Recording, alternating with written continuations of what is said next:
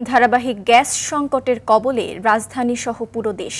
বাসাবাড়ি, filling station, শিল্প কারখানা সবখানেই গ্যাসের সংকটে নাকাল মানুষ। ঘণ্টার পর ঘণ্টা লাইনে দাঁড়িয়েও কাঙ্ক্ষিত গ্যাস পাচ্ছেন না চালকরা। তারা বলছেন, এমন পরিস্থিতি তাদের কর্মঘণ্টা নষ্টের পাশাপাশি স্বাভাবিক আয়কে করেছে ব্যাহত। সিএনজি স্টেশন সংশ্লিষ্টরা বলছেন, সারা দিনেও প্রেসার না ওঠায় লাইনে গ্যাস থাকছে না। বাধ্য হয়ে বন্ধ রাখতে হচ্ছে স্টেশন। আর্থিক ক্ষতির মুখে পড়ছে তারাও। দ্রুতই গ্যাস সমস্যার সমাধান চান ব্যবহারকারীরা।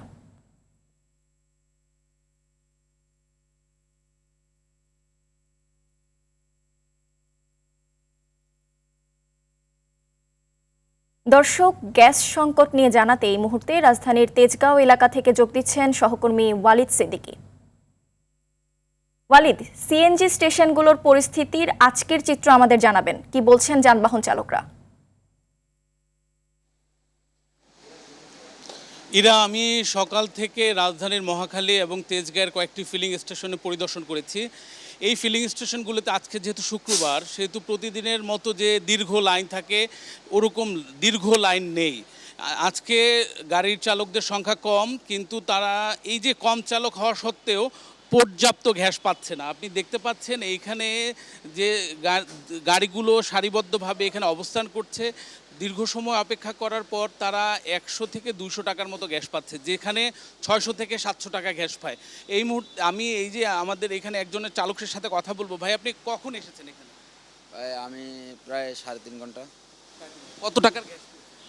এখন পর্যন্ত 243 টাকা গেছে, দেখা যাক কয় টাকা যায়। এই চিত্র প্রতিটি স্টেশনে যে দীর্ঘ সময় অপেক্ষা করার পর তারা 150 থেকে 200 টাকার গ্যাস পাচ্ছে। তারা বলছে এই যে অপর্যাপ্ত গ্যাস, এই গ্যাস দিয়ে তারা তাদের জীবিকা নির্বাহ কিভাবে করবে। এই যে যারা রাইড শেয়ার করে এবং যারা সিএনজি চালক, তারা সারাদিন যে চালানোর জন্য যতটুকু গ্যাস দরকার সেই পর্যাপ্ত গ্যাস তারা পাচ্ছে না। এই যে স্টেশন কর্তৃপক্ষের সাথে আমরা কথা বলেছি, স্টেশন কর্তৃপক্ষ বলছে যে রাতে গ্যাসের একটু চাপ থাকে, কিন্তু দিনের বেলায় আবার এই গ্যাসের চাপটা কমে যায়। এই গ্যাসের চাপটা কমে যাওয়াটায় কতদিন অব্যাহত থাকবে তারা নিজেরাও জানে না।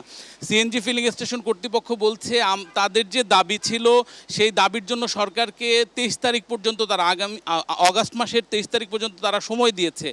এই যে গ্যাসের সমস্যা নিরসনের জন্য সরকার ইতিমধ্যে নানা পদক্ষেপ নিয়েছে। সরকার বলেছে, সরকারের তরফ থেকে বলা হয়েছে ইতিমধ্যে আমরা জানতে পেরেছি আগামী 1 সপ্তাহের মধ্যে এই যে গ্যাস সংকট, সেই সংকট সমাধান হবে বলে তারা জানিয়েছিল। এবং আমরা আরও জানতে পেরেছি আমাদের সরকার প্রধান ইতোমধ্যে গ্যাস সংকট নিরসনের জন্য মালয়েশিয়ার রাষ্ট্রপ্রধানের সাথে কথা বলেছে, যাতে অতি দ্রুত এই গ্যাস সংকট নিরসন করা যায়। তারা সহায়তা চেয়েছে মালয়েশিয়া সরকারের কাছে। এই ছিল আমার কাছে সর্বশেষ। ধন্যবাদ ওয়ালিদ।